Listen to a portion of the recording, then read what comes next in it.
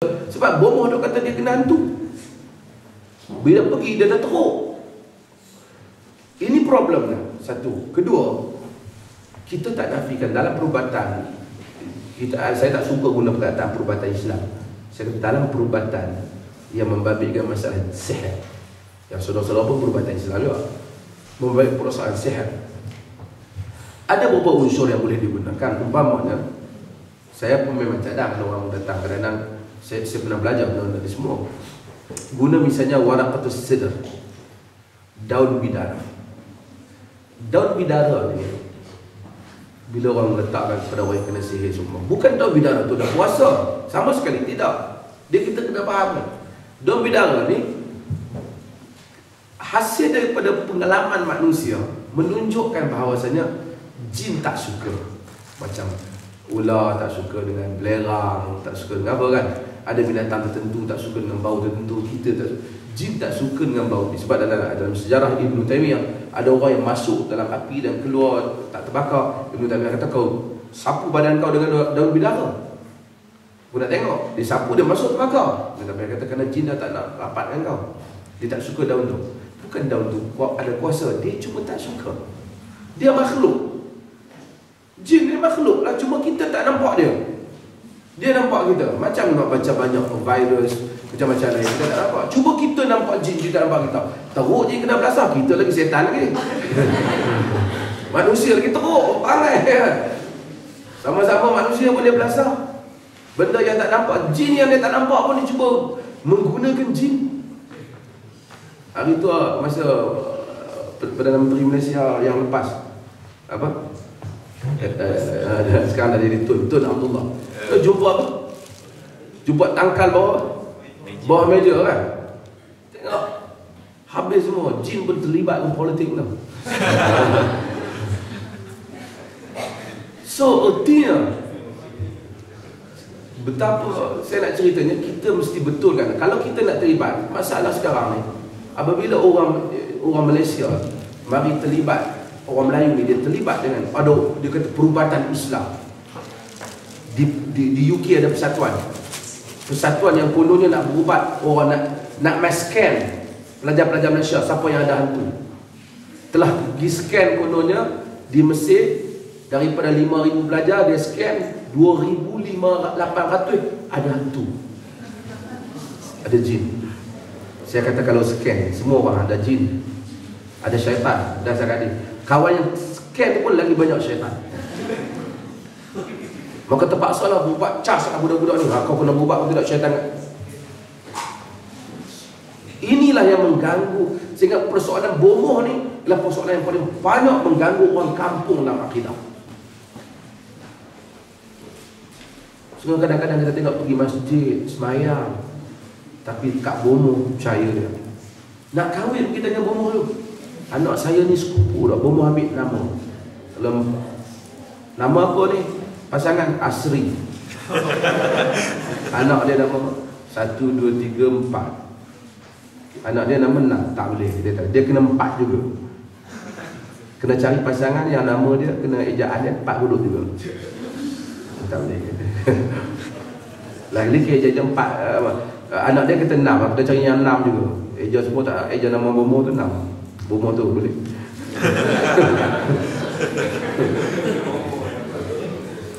Okey, minta maaf, sorry ya. Tapi saya nak ceritanya, kita kena tegaskan. Biasanya kita mungkin nak sama kat dia, tapi kita maaf. Islam ni syirik tak boleh. Syirik, kita kena tegakkan tauhid. Dan dia kita tauhid. Kita mungkin nanti saya ingat kuliah subuh kan, saya akan cakap tentang masalah doa dan masalah tawakal. Okey, ada soalan lain?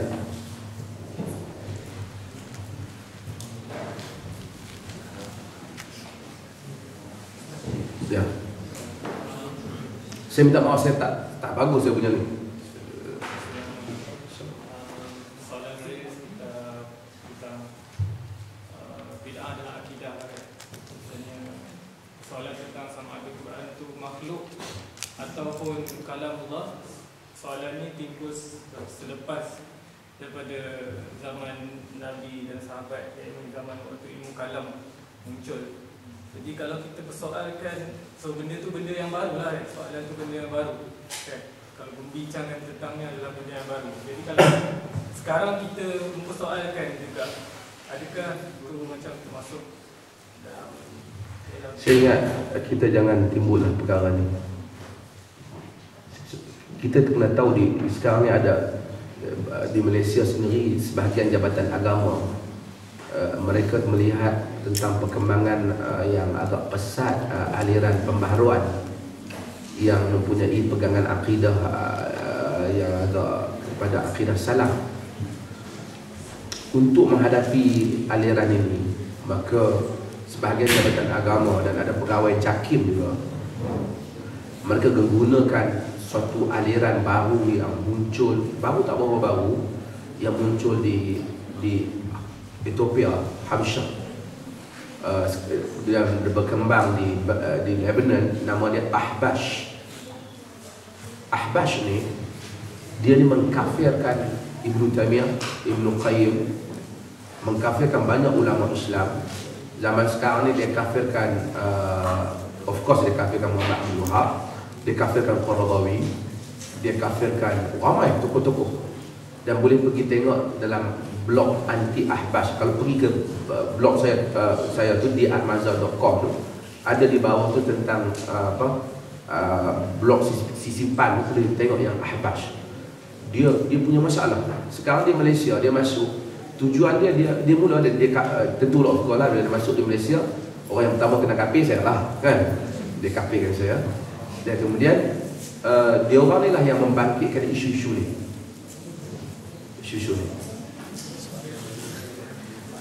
Membangkit. Sebenarnya, dan juga sebahagian daripada mereka yang mendakwa mereka salafi, kita pegang manhaj salaf, tapi sebahagian tu dakwah salafi, tapi lebih-lebih sangat yang bukan dibangkitkan, tetapi dibangkitkan benda ni. Saya cadangkan, saya minta jangan bangkit isu. Biarlah pada zaman Imam Ahmad ia bertarung kerana isu itu. Al-Imam Al-Bukhari telah dihalau keluar daripada kampung halamannya kerana dituduh dia menyatakan Quran itu makhluk, sedangkan dia sebenarnya bercakap sesuatu yang lain, tetapi ada isu tentang dia dengan gurunya Yahya Al-Jabri, sehingga dia Imam Bukhari itu pada hayatnya dia dihalau dari kampung halaman, dia anggap sesat. Hari ini kita membaca Sahih Al-Bukhari dan menyatakan itulah kitab yang paling hebat. Tapi pada zaman dia di zaman dia difitnah. Imam Ahmad dipukul mengelilingi kota Baghdad kerana isu Quran makhluk ataupun tidak makhluk. Saya ingat isu itu ditutup, kan? Kita nak tahu Quran kalam Allah. Sebab, tapi saya nak, mungkinlah orang pelajar saya nak cerita lah kenapa benda tu timbul. Saya fikir dia timbul kerana Allah itu, Allah satu zat, Allah adalah Tuhan, Tuhan yang menciptakan segala-galanya, termasuklah Tuhan yang menciptakan masa. Tahu masa? Jadi kita semua tidak terikat, Allah tidak terikat dengan masa kerana Allah yang mencipta masa. Kita yang terikat dengan masa. Sebab tu tak etis. Dia akan tanya, habis tu kalau habis tu sebelum Allah, siapa yang cipta Allah?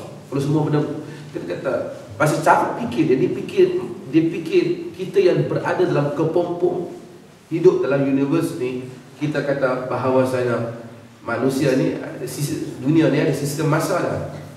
Allah tidak ada. Sebelum tu tak ada bagi Allah, sebab masa itu dia yang cipta. Macam mana masa Allah cipta? Di luar daripada kemampuan pemikiran. Sebab itu Allah bersumpah dengan masa, wal asr. Jadi tidak ada bagi Allah itu keterikatan dengan masa untuk kata sebelum. Tak ada sebelum. Sebab itu wal awwal wal akhir. Dialah yang awal, dialah yang akhir. Tak ada. Bila dia tak ada, tak payah timbul untuk Allah sebelum. Maka dia tidak memerlukan pencipta. Dia Maha Pencipta. Kemudian akan timbul Bila Allah yang Maha Pencipta itu berbicara,